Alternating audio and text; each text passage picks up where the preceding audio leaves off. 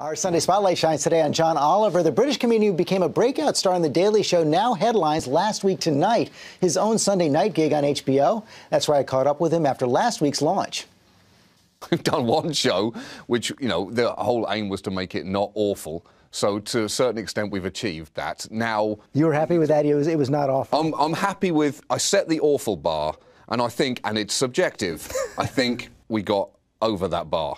We might have clipped the bar, but it didn't fall down. Right. No, so I think, now it's going to be a question of working out what this show is. And you know who I actually feel bad for there? Pope Benedict. Because it cannot be easy to be the fourth most popular pope in a room. Especially when two of the other popes are dead.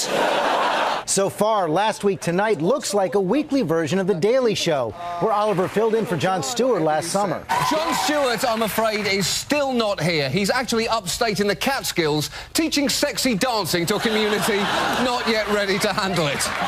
He is having the time of his life. Oliver grew up in Great Britain, but is planting roots in the States. He met his wife at a Republican convention. She's an Iraq War veteran, and I met her in St. Paul when I was getting chased by security. Will you be a citizen? I can't yet. I'm on a green card now, and you're coming off a little like an immigration officer here, George.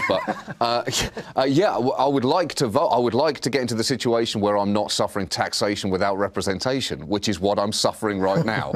Oliver did not attend last night's White House Correspondents' Dinner, but he loves the way Stephen Colbert skewered the room back in 2006. I believe the government that governs best is the government that governs least, and by these standards, we have set up a fabulous government in Iraq. That's about as good as it gets. In terms of degree of difficulty... And nerve. And nerve, that's right, yeah. That's about as good as it gets. So is that an invitation you want one day? I would love to do it, because as a comedian, there's part of me that hates myself. So which politicians are you rooting for as a comedian? They're all probably arguably too good at producing material for comedy. As a human being, I'm rooting for all of them to do their jobs, let's say, 300% better than they currently are. How about rebranding yourself as a great listener? The only agency in government that really listens. That's what I'm saying. That's what I'm saying. Because in many ways, the NSA is the perfect partner. So, let me introduce you to the new NSA, Trevor. I think this is good. Tell us about your day, everything about it.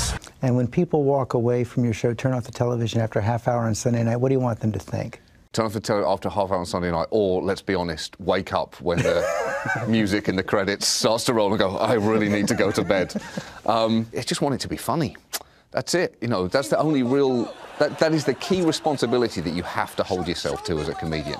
If you're not making people laugh, what exactly are you doing? Thanks to John Oliver. General Alexander, good sport there as well. And now we honor our fellow Americans who serve and sacrifice. This week, the Pentagon released the names of 2 soldiers killed in Afghanistan.